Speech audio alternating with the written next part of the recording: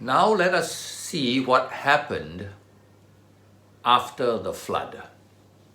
For 150 days, Noah and his family were in the ark with all the animals.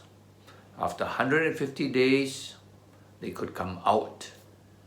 What does this signify? What is this a type of, this ark?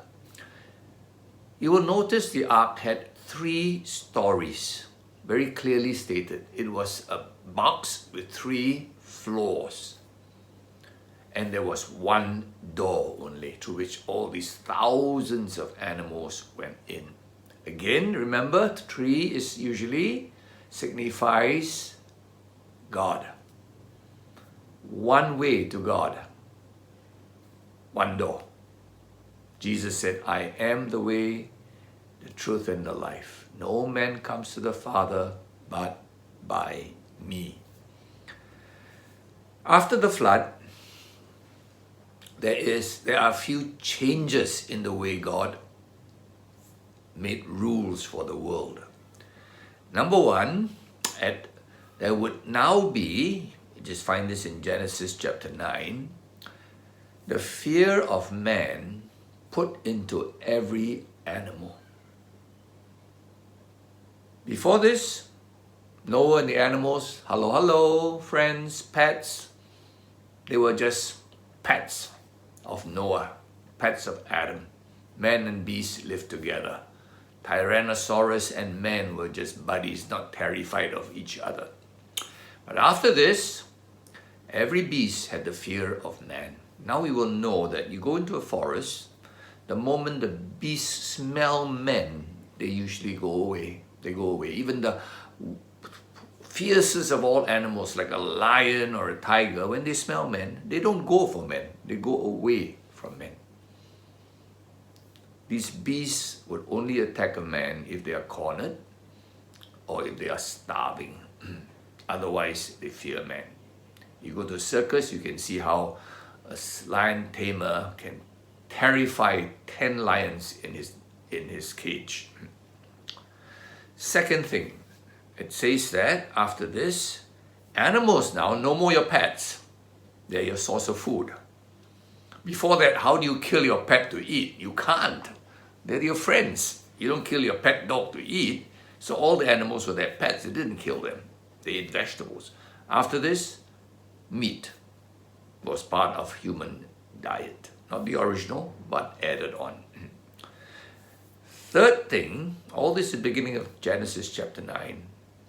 They were not allowed to eat blood. Up to today, Jews eat kosher food. When you hear of kosher, you say, what's that? We in Singapore are more familiar with the word halal. The Muslims eat halal food. Pretty similar.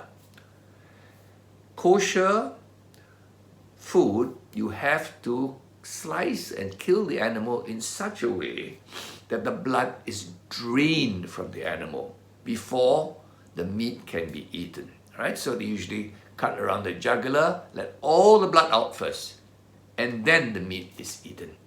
Right? For us in Singapore, many people, Chinese, actually take the blood and eat it, but they can't do that. Okay? Why? What's so special about blood? Just another source of food. Many Chinese will say it's quite nice, actually. I think God was going to teach us the sacredness of blood. Of course, we know medically life is in the blood, oxygen, right? No blood, no oxygen, no life. But it also speaks of the cross, the precious blood of Jesus Christ, which will cleanse us. Then after this, after these rules were given, we find Noah failed. You see, we thought, wow, we had cleaned out the world of bad people, and Noah was chosen because he was righteous. But after that, he started to grow grapes, make wine, and get drunk. So he was found drunk and found naked in his tent. Kind of disgraceful behavior.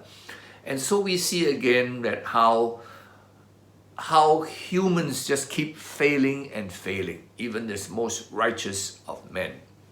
Then after this, it tells us how the world was filled by the three sons of Noah: Shem, Ham, and Japheth. Right? We know Shem is the father of the Semitic tribe. Semitic, Shem, S-H-E-M, take away the H, S-E-M, Semitic tribe, the Jews. Okay? And people related to the Jews are from Shem. You can see the genealogy in Genesis chapter 10. Japheth were the people mostly who migrated to what we call Europe. Who is Ham? I always thought Ham were the Africans, okay, the black people. So my idea before was that basically Shem, the browns, then Ham, the blacks, and Japheth, the whites.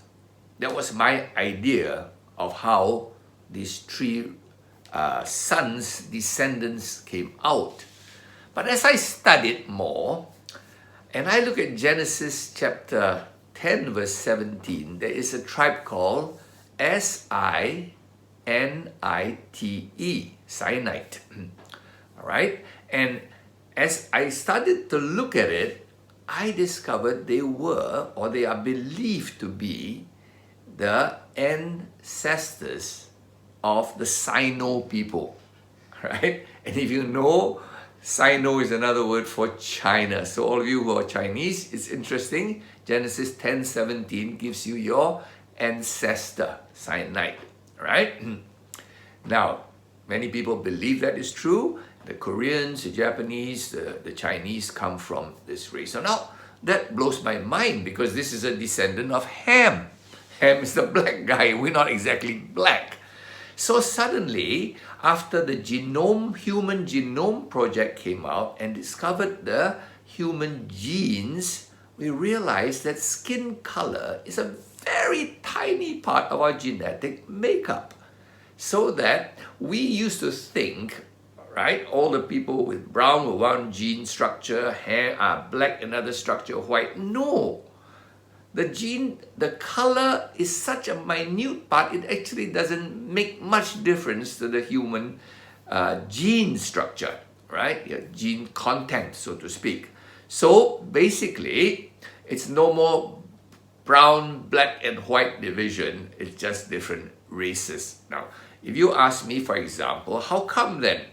Well, if you get a darker colored person marrying a darker colored person, they get offspring that are probably darker, and the offspring then marries another darker one, you know, and then after a while, it's like how you make roses more red. That's what people do, just crisscrossing roses that are redder, the same rose, but no change much in their genetic structure, except one little gene, the color gene, is added. All right, so what I don't want to confuse you, but basically, all right, this idea of skin color is something quite wicked to me because people will use skin color to be prejudiced against others. I'm white, I'm fair, so I rule over the dark, you know, and that's how colonialism became justified, that the white race is superior to the black race or the brown race. I believe this is a wicked theory, totally unfounded by genetics, especially now when we study genetics. It's got the color part of the genes is too tiny, but in the past our thinking is color is everything. Color is the main factor in differentiating people. Today it's a tiny factor. Okay, so here we have this story, and then finally we have Nimrod. It pops up. Nimrod's a mighty hunter, and the people, the races were supposed to scatter. Nimrod did the opposite. He discovered a technology that is still used today. He discovered how to make bricks. Now in the past, nobody knew how to make bricks, so nobody could make very big structures. But with bricks, Nimrod built a tower to reach the heaven.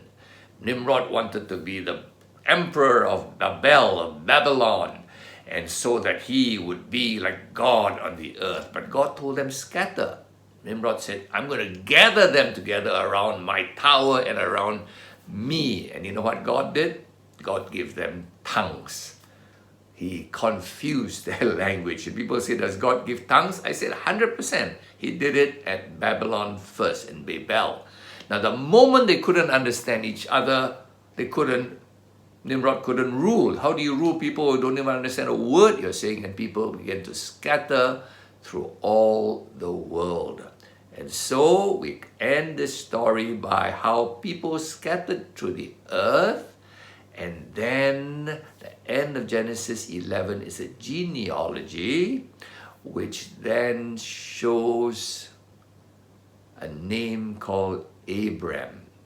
And then the Bible moves on the next chapter to a totally new aspect of it. One man and his one family.